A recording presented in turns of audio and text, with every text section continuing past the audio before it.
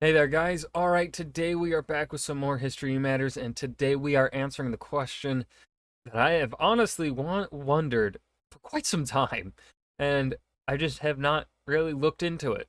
How did European explorers speak to newly discovered natives? Short animated documentary. This is a question. Honestly, this is something that I wonder about when it comes to anything, any form of country first interacting with another that speaks a completely different language, like Europe with China, uh, Europe with Africa, Africa with India. The East African coastline trade with India was massive. How the fuck did they communicate?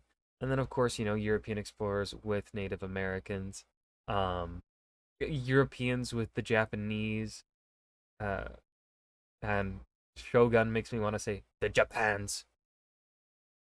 I don't think I can do that Blackthorn voice though. But yeah. So really nothing to say here at the beginning. Let's go ahead and translators do such a before actually we dive in. Let me just we gotta throw some respect out to fucking translators, man. Underrated. I feel like they are highly underrated and not talked about enough. They do some serious fucking work.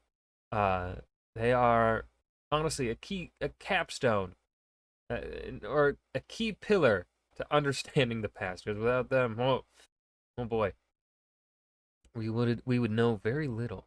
But anyways, all that yapping done. Let's go ahead and get an answer. When European sailors reached the New World, they soon came across the native peoples there, and these people had And then they started killing them. Now, they made them sick and started killing them. no idea of a Europe existing, let alone any idea of how to speak to a person from there. But as you'll know, contact was made, and in many cases, complicated arrangements were negotiated between Europeans and natives. But given that there were no interpreters when Europeans first arrived, this raises a question. How did they communicate? How did European explorers talk to natives? So, generally speaking, when a culture makes contact with another, there's normally people along the way who can be used as interpreters. When colonising Africa, Europeans would often bring Arabic-speaking peoples with them to translate. This was because sea trade had linked North Africa with the South for centuries, and in the larger kingdoms there would be people at ports who could speak Arabic. However, with the Atlantic Ocean and those living on the other side of it, there was none of that. So how did, say, Christopher Columbus communicate with the natives he met on Hispaniola when he arrived there in I know. 1492?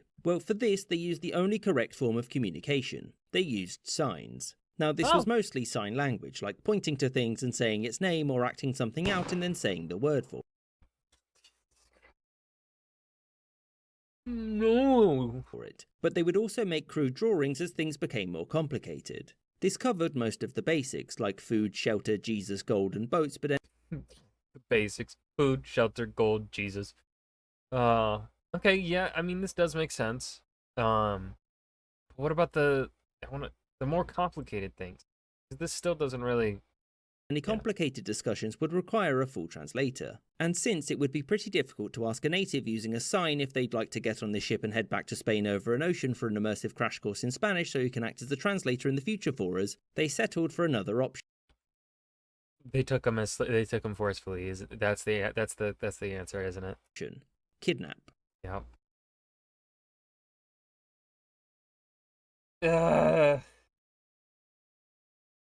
Unfortunately for Columbus and the natives he'd taken, they didn't survive very long because disease. So how did this change long term? Well, after this, the Spanish would capture natives and they'd keep them in the region to learn the language so there was less dying. Another way was that hmm. some Spanish ships became shipwrecked, and those who survived would be taken as slaves by the natives and would soon learn their languages and could act as interpreters on behalf of the Native American rulers. And once Spaniards and natives knew one or two languages, the rest was fairly simple, since it simply meant stringing translators together to communicate. And it was after this short period that communication just became the same as it was anywhere else in the world. Okay. All right. Fair enough. I hope you enjoyed this episode and thank you for watching, with a special thanks to my patrons. And that was how European explorers spoke to newly discovered natives. The answer seems very fucking obvious once you have it, but also like I don't know. It's just how do you? I mean, I guess yeah. When you learn a language, you're kind of just pointed to and being like, "That's a chair. That's this hair. This this saying. Uh, that but like still more complicated concept. I don't. Language hard. I'm not good at it. I'd recommend if you guys want to read a book with language used as a magic system, I would recommend the book Babel. It is set in the 19th century of our world, but uses like magic and stuff. It is Earth but fantasy, at least magic, and it deals with colonialism, and it's very good by Rebecca Kwong. I highly recommend it. It was a really good book. It's a standalone novel. Anti-imperialist, of course. Oh, it's fantastic. I thought it was I think on the technical level, it is perhaps her best one that I have read so far. Personal opinion though, I still prefer probably Poppy War or The Burning God over Babel, but I think Babel is a much tighter novel and story. Highly recommend. Um, I had to fit it in here because it's a book of essentially where the magic is entirely around translation, and it was very cool, very unique. I really loved it. So yeah, I hope you guys enjoyed this video. Remember to hit that like button and subscribe for more, and I'll see you guys in the next video. Peace.